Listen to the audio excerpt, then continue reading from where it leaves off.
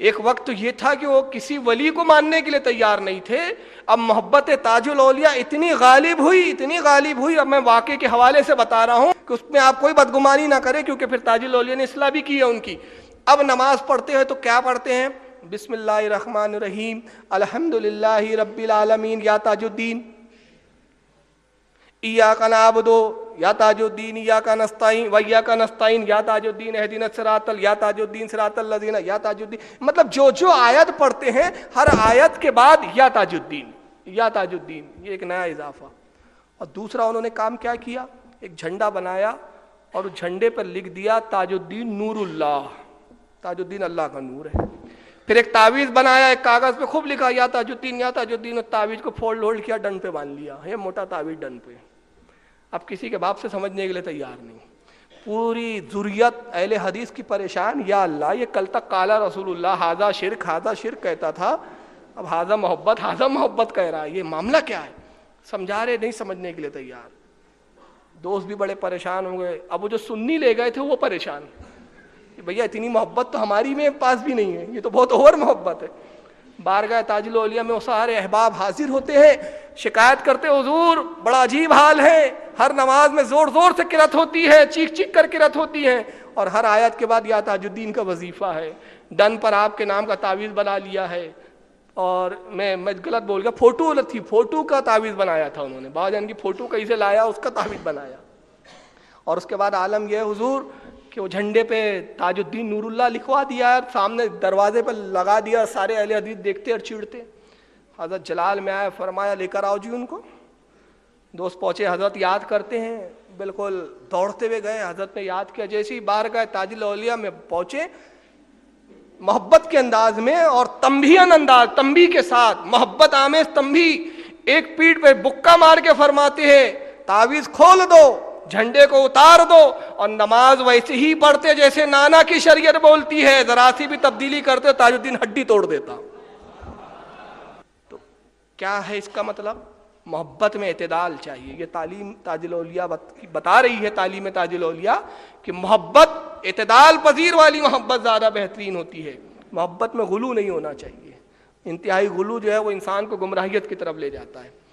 اور شریعت کی پاسداری دیکھیے، یہ نہیں کیا تاج الاولیاء نے، سند نہیں بننے دی کہ اگر یہ واقعہ سند بن گیا تو آج تو یہ محبت میں کر رہے، حالانکہ معذور تھے اس لیے کہ محبت میں تھے، وہ ڈوبے ہوئے تھے، وہ جان بوجھ کے نہیں کر رہے تھے، محبت کا تقاضا تھا، غلبہ محبت تھا، مگر کچھ جاہل بغیر محبت کے یہ ڈھونگ کریں گے، اس کی جڑ تاج الاولیاء نے پہلے ہی کاٹ دی۔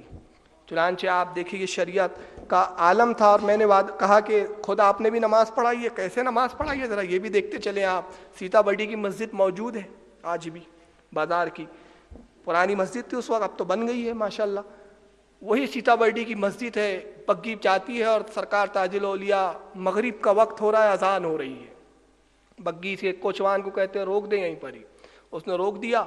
روکنے کے بعد اچھا ایک بات اور میں عرض کرتا چلوں کہ حضرت بابا یوسف شاہ فرماتے ہیں کہ کوچوان کو یہ حکم تھا حضرت کا، گھوڑے کو آزاد چھوڑ دیتا تھا، اپنی مرضی سے وہ چلاتا نہیں تھا گھوڑے کو، وہ جدھر جی چاہتا گھوڑے ادھر ہی چلتے رہتے تھے۔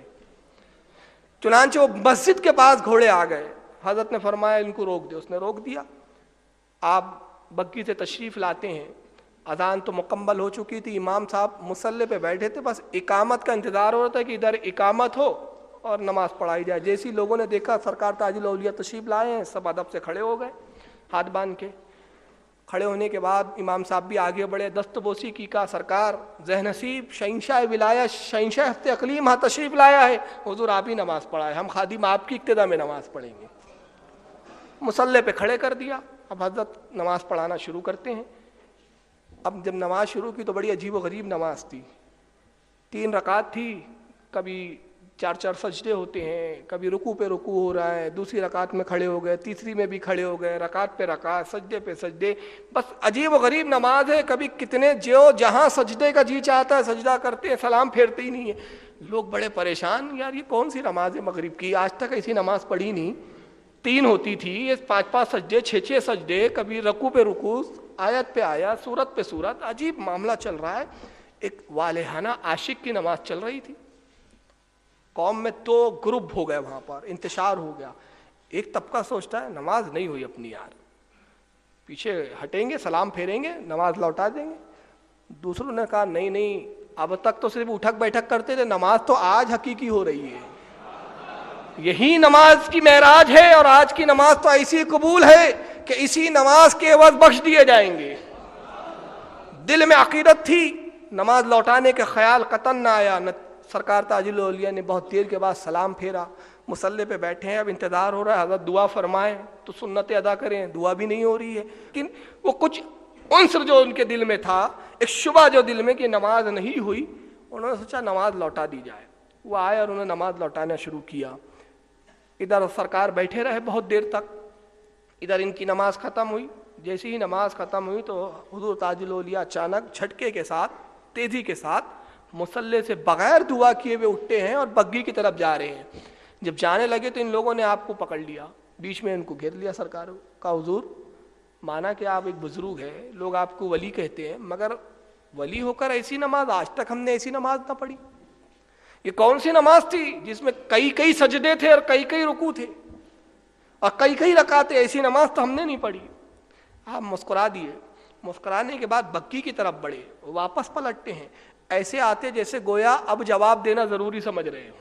آ کے فرماتے ہو جی بابو، جیسا کتاب میں لکھا تم ویسی نماز پڑھتے، اور جیسا کتاب والا بولتا تاج الدین ویسی نماز پڑھتا ہے۔ تو یہ کون سی نماز تھی؟ میں اس کی دلیل بخاری سے دے دوں تاکہ کسی کو بخار نہ آنے پائے۔ بخاری بڑی اہم کتاب ہے یہ حدیث کی۔ امر المومنین حضرت عمر روایت فرماتے ہیں کہ ایک شخص آیا، نبی کی خدمت میں حاضر ہوا، گھوڑے سے اترا، سفید لباس پہنا ہوا ہے وہ شخص، اس کے لباس پر ایک داغ بھی نہیں ہے۔ بارگاہ رسالت میں حاضر ہوا، نبی سے اتنا قریب ہو کے بیٹھا کہ حضور کے گھٹنوں سے اپنے گھٹنے ملا دیے، پھر اپنے ہاتھ کو نبی کے زانو مبارک پر رکھا اور پہلا سوال کرتا ہے یا رسول اللہ اسلام کیا ہے؟ نبی پاک نے ارشاد فرمایا اسلام یہ ہے کہ تو اللہ پر ایمان لائے اور مجھے رسول جانے، رسول پر ایمان لائے۔ اس نے دوسرا سوال کیا اللہ کے نبی احسان کیا ہے، احسان کی تعریف کیا ہے؟ جب نبی نے جواب دیا تو اس نے کہا صدقتا محمد، ہے محمد صلی اللہ علیہ وسلم آپ نے سچ فرمایا۔ دوسرا سوال کیا اس نے احسان کیا ہے؟ نبی نے فرمایا احسان یہ ہے کہ تو نماز ایسی پڑھے گویا خدا کو دیکھ رہا ہو۔ احسان کیا ہے؟ کہ تو نماز ایسی پڑھ جیسے تو گویا خدا کو دیکھ رہا ہو، اور اگر یہ کیفیت نہ ہو تو یہ تصور کر کہ خدا تجھے دیکھ رہا ہے۔ کہنے والے نے کہا صدقتا یا رسول اللہ۔ پھر اس نے تیسرا سوال کیا اللہ کے نبی قیامت کب آئیں گی؟ تو نبی پاک نے فرمایا کہ جتنا قیامت کے بارے میں پوچھنے والا جانتا ہے اتنا ہی بتانے والا جانتا ہے۔ اس نے کہا صدقتا یا رسول اللہ، سلام کیا چلا گیا۔ حضرت عمر کہتے ہیں کہ نبی نے فرمایا اے عمر دیکھو وہ جا نہ چکا ہو کہ مجھے اس سے اور کچھ بات کرنی ہے۔ حضرت عمر فرماتے ہم دوڑے، اس کو نہ پایا، ہم نے عرض کیا یا رسول اللہ وہ تو نظر ہی نہیں آتا۔ اللہ کے نبی نے ارشاد فرمایا جانتے ہو وہ کون تھے؟ وہ جبریل تھا جو تمہیں تمہارا دین سکھانے آیا تھا۔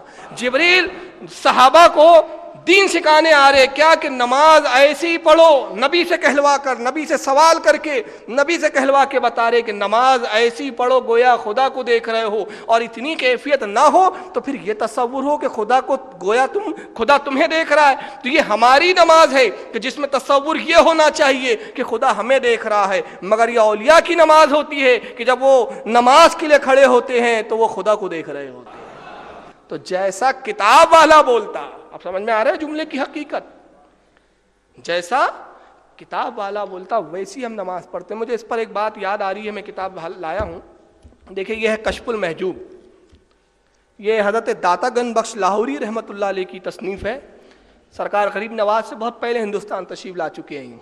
داتا گنج بخش لاہوری کشف المحجوب کے اندر صفحہ نمبر 342 پر ایک واقعہ لکھا ہے حضرت داتا گنج بخش نے، میں بتا دیتا ہوں۔ حضرت ابراہیم ایک بزرگ ہے شیخ ابو اسحاق ابراہیم رحمۃ اللہ تعالیٰ علیہ، وہ فرماتے کہ میں اپنے زمانے کے ایک وقت کے ولی کامل حضرت مسلم المغربی سے ملنے کے لیے پہنچا۔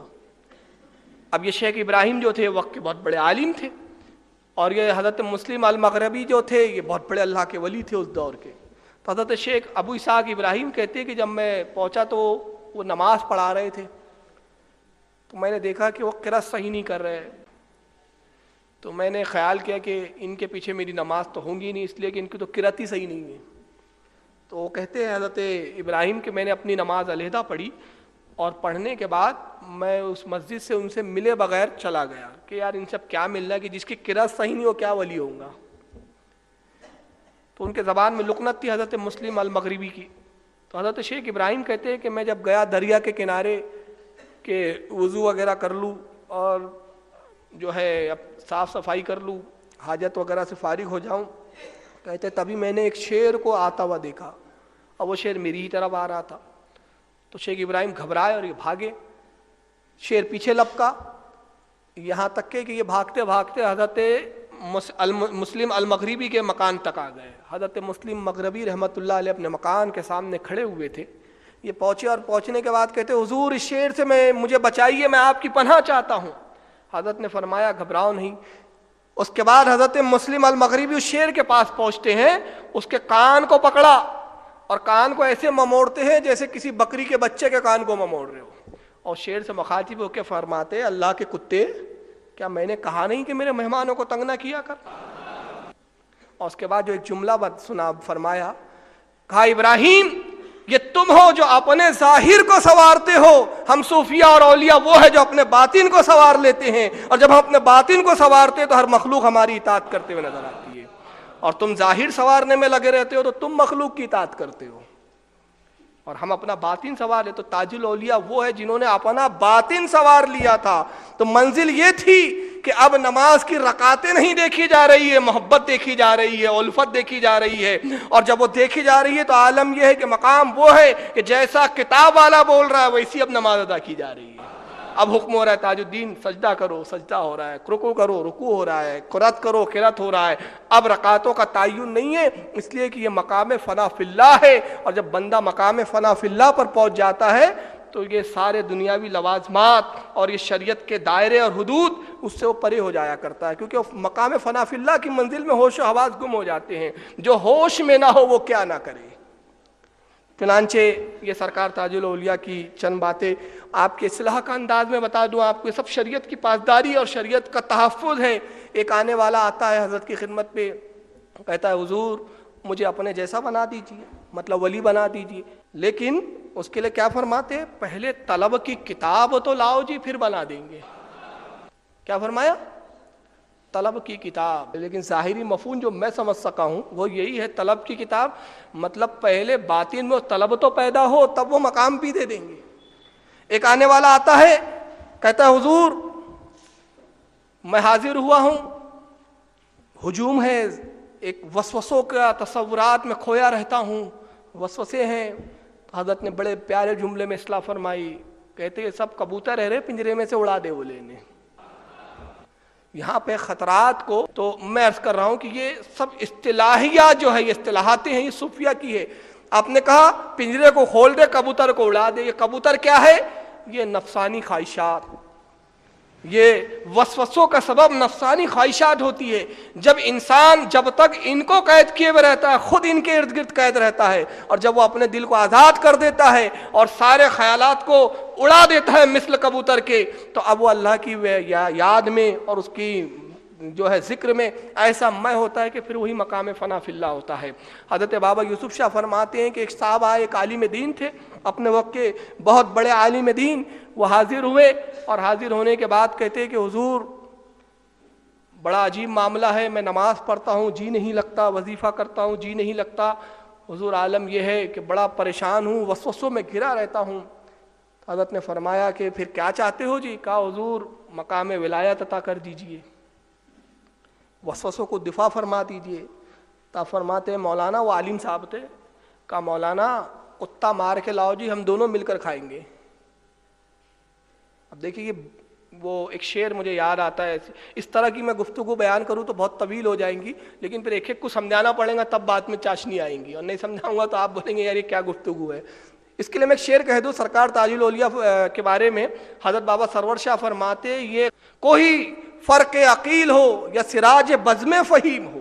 سراج کہتے سورج کو, کوئی اپنے بزم کا علم و فن کا سورج کیوں نہ ہو, وہ یہ مجال کس کی جو سمجھ سکے جو کلام تاج الاولیاء. تو انہوں نے کہا حضرت مقام ولایت عطا کر دیجیے. حضرت نے فرمایا کتا مار کے لاؤ جی, دونوں مل کر کھائیں گے. تو وہ سمجھ نہ سکے.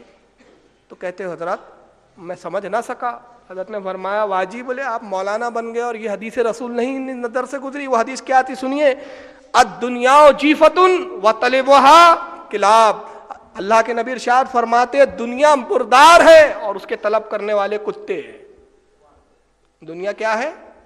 مردار, مردار کی مثل ہے, اور اس کے طلبگار, اس کے طلب کرنے والے, اس کے پیچھے بھاگنے والے, یہ کیا ہے؟ کلاب, کتے ہیں, کتوں کی مانند ہے. تو آپ فرماتے ہیں کہ یہ جو نفسانی خواہشات, یہ دنیا طلبی, یہ مثل کتے کو ہے. اپنے جسم سے اس کو خارج کرو اور مار کر کھا کے ختم کر دو. جب تو یہ مار کے ختم کر دیں گا تب مقام ولایت پر فائز ہوگا. اب میں اس کی ایک جھلک بتا دوں کہ کتا کیا ہوتا ہے. اولیاء میں بعض وہ گزرے ہیں کہ حضرت شبلی رحمت اللہ تعالیٰ علیہ, جو سرکار غوث پاک کے پیروں میں سے ہے, سرکار غوث پاک کے دادا پیروں میں سے ہے, ایک بستی میں پہنچے آپ, ایک سیر و تفریح فرمایا کرتے تھے. تو اس بستی کے ایک بہت بڑے اللہ کے ولی تھے. انہوں نے اپنے مریدوں کو بلایا اور بلا کے فرمایا کہ ہماری بستی میں شبلی داخل ہو گئے ہیں. دیکھیے ولیوں کو بھی سب پتہ چل جاتا تھا کون آ رہا ہے کون جا رہا ہے, پورے ٹرانسمیٹر لگے ہوئے ہوتے تھے ان کے. تو انہوں نے کہا کہ ہماری بستی میں شبلی آئے ہیں, تم جاؤ عزت و احترام کے ساتھ ان کو سلام کرو, ان کی خدمت میں حاضر ہو جاؤ اور ان سے کہنا ہے کہ ہمارے شیخ نے آپ کی دعوت رکھی, آپ تشریف لائیے, دعوت قبول کیجیے. یہ دونوں پہنچے مریدین حضرت شبلی کے پاس, کہتے حضور ہم فلاں کے مرید ہیں اور ہمارے شیخ آپ سے بڑے متاثر ہیں, انہوں نے آپ کی دعوت رکھی, آپ تشریف لائیے دعوت میں. تو انہوں نے کہا کہ اپنے پیر سے جا کے کہنا کہ ہم دعوت تو قبول کرتے لیکن شرط یہ ہے کہ ہمارے 2 کتے بھی ساتھ میں ہوں گے, وہ بھی کھانا کھائیں گے. اگر وہ منظور ہو تو دعوت قبول ہے. ابھی دونوں مرید سوچنے لگے یا اللہ یہ کون سے ولی ہے جو کتے پالتے رہتے ہیں, کتے کو ساتھ میں لے کے گھومتے رہتے ہیں, عجیب ولی ہے, اور ساتھ میں 2 کتے بھی تھے آپ کے. انہوں نے کہا ٹھیک ہے حضرت کہہ دیں گے. پیر و مرشد کے پاس پہنچے, کہا حضور آپ نے تو کہا شبلی بہت بڑے اللہ کے ولی ہے, ان کی تعظیم کرو, عزت کرو, دعوت دو, آپ ایسے فاسق کو فاجر کی دعوت کرے جو کتا لے کے گھومتا پھرتا ہے. تو پیر و مرشد تھے, پہنچے ہوئے ولی تھے, وہ مسکرا دیے, کہا شبلی کو جا کے کہو کہ حضرت آپ کی شرط منظور ہے, آپ اپنے کتے سمیت آئیے. یہ پھر مرید پہنچے, کہا حضور پیر صاحب فرماتے ہیں مرشد نے کہا ہے کہ آپ کتے سمیت آئیے. کہا نہیں ابھی نہیں, جا کے اپنے پیر و مرشد سے ایک بات اور کہہ دو, وہ کتے دسترخوان پہ بیٹھ کے ہمارے ساتھ کھانا کھائیں گے. یہ نہیں کہ ان کے لیے کوئی الگ جگہ ہوں گی وہاں کتے کو تم ڈال دو گے اور وہ کھائیں گے, وہ ہمارے ساتھ دسترخوان پہ بیٹھیں گے. تو مرید اب تو اور پریشان, یا اللہ یہ کیسا عجیب ولی ہے. پھر آئے پیر کے پاس, کہا حضور وہ تو یہ کہتے, کہا جاؤ ان سے کہنا یہ بھی شرط آپ کی منظور ہے, بس آپ تشریف لائیے. پہنچے مرید, کہا حضور ہمارے پیر نے کہا منظور ہے. کہا ٹھیک ہے ہم آ جائیں گے. وقت مقررہ پر پہنچے, پیر و مرشد نے بہترین دسترخوان سجایا اور بہترین قسم کی اقسام و انواع قسم جو ہے غذائیں اور بہترین پکوان سامنے پروس دیے گئے. حضرت شبلی تشریف لاتے ہیں, ساتھ میں 2 کتے ہیں اور ان کے گلوں میں زنجیریں بندھی ہوئی ہے اور حضرت شبلی کے ہاتھ میں وہ زنجیریں ہیں. اس عالم میں داخل ہوئے, پیر و مرشد نے ادب کیا, بزرگ نے ہاتھ پکڑ کے دسترخوان پر لے آئے, بٹھا دیا. ایک کتا حضرت شبلی کے اس طرف بیٹھا ہے اور ایک کتا اس طرف بیٹھا ہوا ہے. حضرت شبلی علیہ رحمہ نے جتنے بہترین پکوان تھے, کچھ پکوان اس کتے کے سامنے پروس دیے, کچھ پکوان اس کتے کے سامنے پروس دیے. کتوں سے کہتے کھاؤ, وہ کتے کھانوں پہ ٹوٹ پڑے, یہ بیٹھے یہ نہیں کھا رہے. پیر و مرشد کہتے حضور آپ بھی تو کچھ نوش فرمائیے, یہ دعوت تو خاص آپ ہی کے لیے. کہا ہم بھی کھاتے ہیں. آستین نکالتے ہیں, آستین بڑی ہوتی تھی اس زمانے میں, جس طرح کے جھبے پہنے جاتے تھے, اس پہ رسی بندی بھی باندھ لیتے تھے آپ. اور رسی کھولا آپ نے, آستین میں کچھ سوکھی روٹیاں تھیں, اس میں سے ایک روٹی کا ٹکڑا نکالتے ہیں, پانی کے پیالے میں ڈباتے ہیں اور اس روٹی کو تناول فرماتے ہیں اور کتوں سے کہتے کھاؤ. اب عالم یہ ہے کہ کتے کھاتے ہیں پھر ہاپنے لگتے ہیں, تھک جاتے ہیں, تو آپ کہتے ہیں ارے کھاؤ اور کھاؤ, یہ تمہارے لیے ہے, یہ روغنی غذائیں تمہارے لیے ہے, ترغیب دلا دلا کے کھلا رہے ہیں. اور وہ جو پیر صاحب جنہوں نے دعوت کی ہے وہ بھی سوکھی روٹی کھا رہے ہیں ان کے ساتھ. اس کے بعد عالم یہ ہوا کہ دعوت ختم ہوئی, حضرت نے ایک سوکھی روٹی کا ٹکڑا تناول فرمایا, اس کے بعد آپ اٹھے, مصافہ ہوا, تشریف لے گئے. اب دونوں مرید تو بڑے بے چین تھے یہ سب دیکھ کر حالات کہ یہ عجیب دعوت, عجیب عالم. تو پیر صاحب سے کہتے حضور کچھ بھی سمجھ میں نہ آیا ہمارے, اس چیز سے آپ پردہ اٹھائیے, اس راز کو افشا کیجئے, آخر یہ معاملہ کیا ہے, یہ کتے کون ہیں, حضرت فرماتے ہیں میاں تم اس مقام پہ نہیں پہنچے کہ صوفیہ اور بزرگوں کے تم باطن اور اس کو دیکھو. شبلی مقام ولایت کے اس اعلیٰ مقام پر ہے کہ اس نے اپنے نفس امارہ جو مثل کتا ہے اپنے میں سے نکال کے کتوں کی شکل میں ڈھال دیا ہے. روغنی چیزیں نفس کے لیے ہے اور اس کے ذات کے لیے صرف روٹی کا سوکھا ٹکڑا ہے. یہ شبلی کا مقام تھا سرکار غوث پاک کے پیر و مرشد کا. نفس امارہ کو مثل کتے کے انہوں نے ظاہر فرما دیا سامنے. اور وہ کتوں جو ہے وہ نفس, یہ جو خواہشات ہے, یہ جو عیش و آرام کی طلب ہے, یہ نفس امارہ کی شرارتیں ہیں. اور بزرگان دین وہ ہوتے ہیں جو اس پر قابو پا لیتے ہیں. تاج الاولیاء نے اسی پہ قابو پایا اور اسی کی ترغیب دلاتے رہے. فرماتے کہ کتا مار کے لاؤ جی, ہم دونوں مل کر کھا لیں گے. جب نفس امارہ کو ہی مار ڈالیں گے کوئی خواہشات نہ ہوں گی, اور جب نفسانی خواہشات نہ ہوں گی یہی مقام ولایت کی ابتدا ہوتی ہے. سرکار تاج الاولیاء کے بہت سارے باتیں اتنے سے چھوٹے سے وقت میں بیان نہیں کی جا سکتی. بس آخری میں ایک بات یہاں پر اختتام کر رہا ہوں, وقت ہو رہا ہے. حضور مفتی اعظم ہند جو خود تاجدار ولایت ہے, ناگپور جب تشریف لائے حاضر تو بارگاہ تاج الاولیاء میں حاضر ہوئے, اور اس کے راوی متعدد علماء ہیں جس میں حضور مفتی غلام محمد صاحب خود, ان سے میں نے خود یہ بات سنی. تو کسی نے جب زیارت تاج الاولیاء سے آپ فارغ ہو کر باہر تشریف لائے وصال کے بعد, کسی نے سوال کیا کہ حضور تاج الاولیاء کی ولایت کے تعلق سے, مقام ولایت کے متعلق آپ کی کیا رائے ہے, آپ کیا فرماتے ہیں؟ تو سرکار مفتی اعظم فرماتے ہیں میاں تم تاج الاولیاء کی مقام ولایت کے بارے میں سوال کرتے ہو, تاج الاولیاء ولی ہی نہیں ہے بلکہ ولی گر ہے. یہ صرف ولی نہیں ہے بلکہ یہ ولی بنانے, ولی گر کہتے ہیں بنانے والے کو, یہ خود ولی نہیں ہے, ہزاروں کو ولی بنانے والے. ولی تو ہے ہی ہے, ایسے ولی ہے کہ یہ ولی گر ہے, ولی بنانے والے ہیں. اسی لیے آپ خود فرمایا کرتے تھے تاج الاولیاء, ہاؤ جی آج تک کسی ولی نے 5 پیسے نہیں بنائے, تاج الدین 5 پیسے بنائیں گا. کبھی فرماتے تاج الدین 1.25 لاکھ ولی بنائیں گا. کبھی آپ کے جملے ہوتے فلاں اپنے وقت کا, فلاں اپنے زمانے کا, فلاں اپنے دور کا. تاج الدین اپنے زمانے کا, تاج الدین اپنے دور کا, تاج الدین اپنے وقت کا. کبھی آپ کے جملے ہوتے عالم جذب کے اندر, مختلف جملے سرکار کے جذب کی عالم میں ہوتے. کبھی فرماتے ہو جی بابو جس کو تاج الدین نے دے دیا اس سے کوئی چھین نہ سکا, اور جس سے چھین لیا اس کو کوئی دے نہ سکا. تاج الاولیاء کا جس کو فیض مل جائے قسم خدا کی دنیا کی کوئی طاقت اس کا فیض نہیں چھین سکتی ان کا, اور جس سے وہ روٹ جائے کوئی طاقت ان کو منوا نہیں سکتی. اللہ تعالیٰ فیوز تاج الاولیاء سے ہم سب کو مستفیض کر فرماتا رہے. جو کچھ یہ بیان ہوا بڑا قلیل تھا. انشاءاللہ اتوار کے دن خود بارگاہ تاج الاولیاء میں فقیر کا بیان ہے میرا, وہاں پر کیا نام ہے مسجد کا, ایک مینارہ مسجد کے بعد جو گراؤنڈ ہے وہاں پر خطاب ہے انشاءاللہ. اور حضور منانی میاں کے صاحبزادے تشریف لا رہے ہیں, ان کی صدارت رہیں گی انشاءاللہ, اور میرا فقیر کا بیان رہیں گا. وہاں آپ لوگ تشریف لائیں تاکہ تاج الاولیاء کی بارگاہ میں زیارت بھی ہو جائے, اور ان کی بارگاہ میں جب ہم خراج عقیدت انہی کی قرب خاص میں بیان کریں گے تو اس کا لطف کچھ اور ہوگا. وہاں پھر میں کچھ اور نئی چیزیں جو یہاں نہیں بیان کر پایا وہاں میں آپ سے انشاءاللہ آپ کے روبرو پیش کروں گا. اللہ تعالیٰ سے دعا ہے کہ مالک کائنات اس 2 روزہ مجلس کو ہماری قبول فرمائے. وما علینا أحسن منك لم تر قط عيني وأجمل منك لم تلد النساء خلقت مبرأ من كل عيب كأنك قد خلقت كما تشاء